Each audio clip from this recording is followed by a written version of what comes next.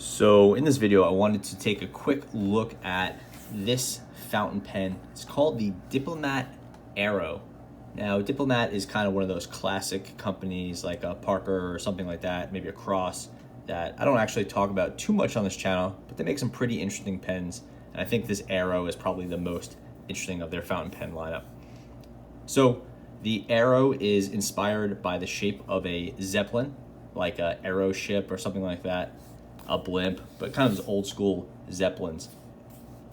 It's an anodized aluminum pen, so it's it's not too light, but not shockingly heavy. It should be way heavier if it was brass or steel. Obviously, if it was like a Kara's custom machined brass pen, it would be probably twice the weight of this aluminum, but it still has some weight to it. This pen sells for about $150, so it's not a cheap item.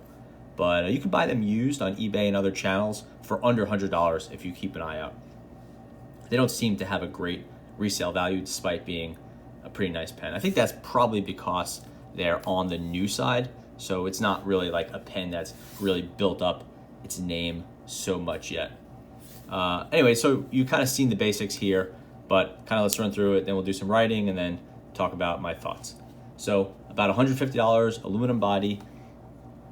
It is, I wouldn't say it's faceted, but it has these little divots cut out of the aluminum. So it's like a machined aluminum pen. All metal clip. I believe it's a sprung steel clip, but with a piece on top of it. You can see it's a two-piece design, which actually looks really nice. It's a tight clip, but it works well. This sort of, I guess, cap or finial is on here. It looks a little bit like a Mont Blanc, but it's clearly not the Mont Blanc logo. On the other side, it also has a little piece of metal that is really seamless and nicely integrated into the aluminum. Snap-on cap, not a screw cap, which I know some people are not going to be okay with, but it's kind of in keeping with this being a more modern feeling pen. It does snap on really nicely, really nice click, and pulls off easily. It's something you could definitely do with one hand, no problem. So that's all good there, but I know some people just want a screw cap. I will say that I've never had any splattering or burping or anything when I've been pulling this out. Even if you do it with some gusto like that, I haven't had any issues. So it's really a well-behaved pen. Size-wise, it's I would say a medium-sized pen.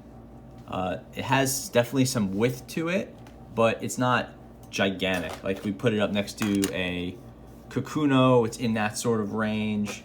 Here's a Platinum Preppy.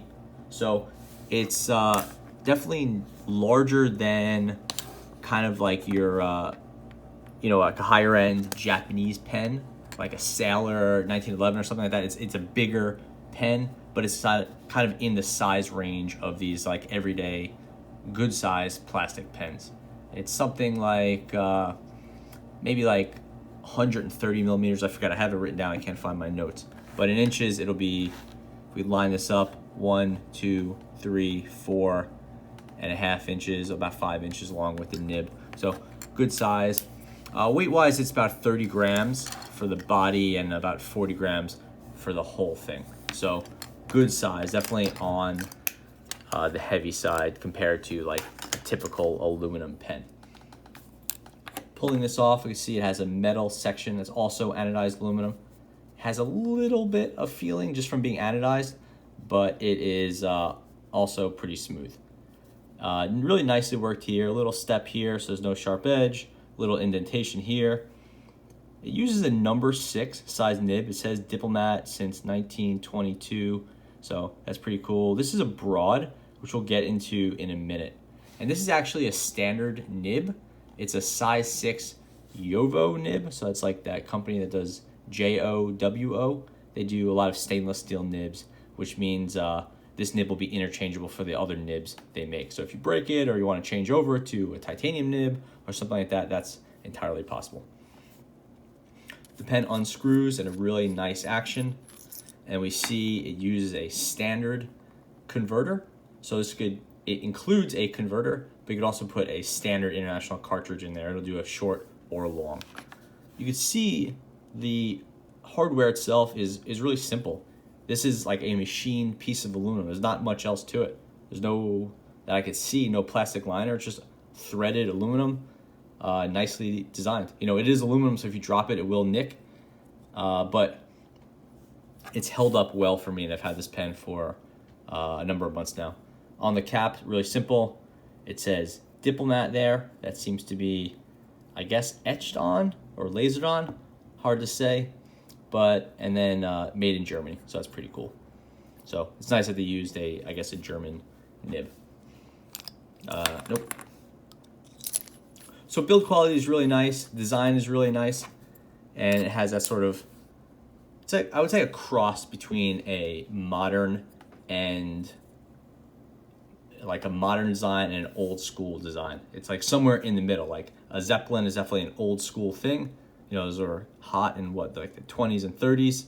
But it feels kind of more modern than like a typical black plastic pen. Like it feels to me a little bit more modern than this kind of, you know, very standard Platinum or Parker pens.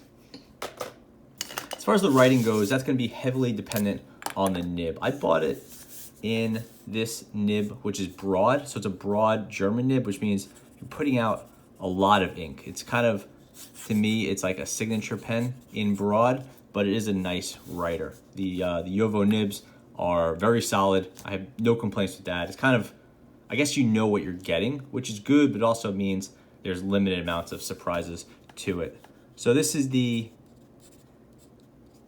Diplomat, can't spell Diplomat. I don't know what I'm doing. Zoning out. Diplomat Aero with a number 6 broad nib. I have, I forget what ink I have in here, just kind of a standard blue, and it is on the way out. So if the pen is skipping, it's not because this pen skips, it's because this nib, so I'm just running out of ink now. I was doing a lot of writing this morning. Nice writing. The broad, for me, lays down a little bit too much ink. It's fun to use, but it puts down a lot. I would probably recommend this for most people in a medium, even a fine. The broad is good for lefties who are looking for a kind of a smoother writing experience, or again, as a signature pen. But it is a really beautiful nib. I like what they did. That's the Diplomat logo there. I don't know if it's supposed to be a raindrop or a snowflake or mountaintop. It could be anything, but it is pretty cool looking. Maybe it's a flower. Who knows? Smooth writing nib. Again, it's a known quantity with these Jowo nibs. The downside is you can get these on a lot of different pens.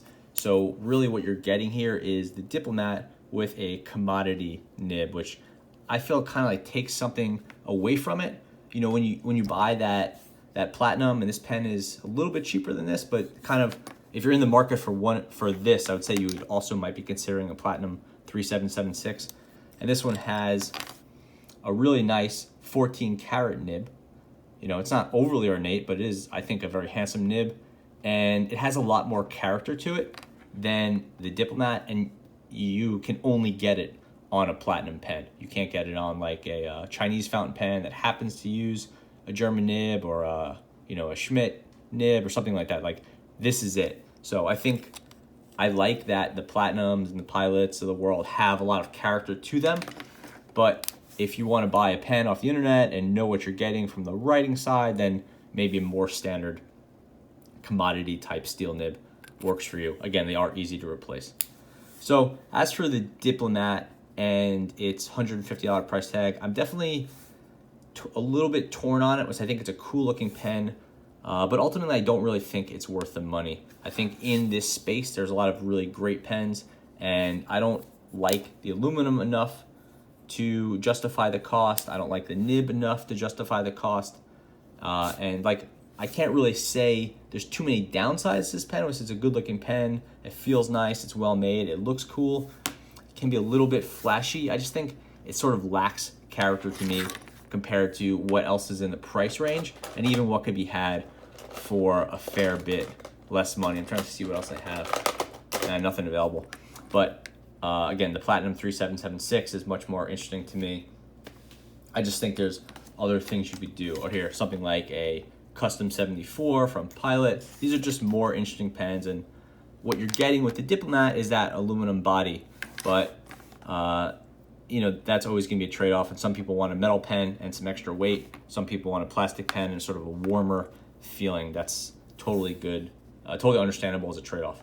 If you are a huge fan of metal pens, then I think this Diplomat has some clear advantages for you because it's metal without being too heavy, and it looks pretty cool. But again, it's not really the pen for me. So I would say if you can buy it for a reasonable price used, it's worth considering, but not something I would put on my must-have list. And I could say that with confidence, having owned it for multiple months now. So that's it, the Diplomat Aero fountain pen. Thanks for watching.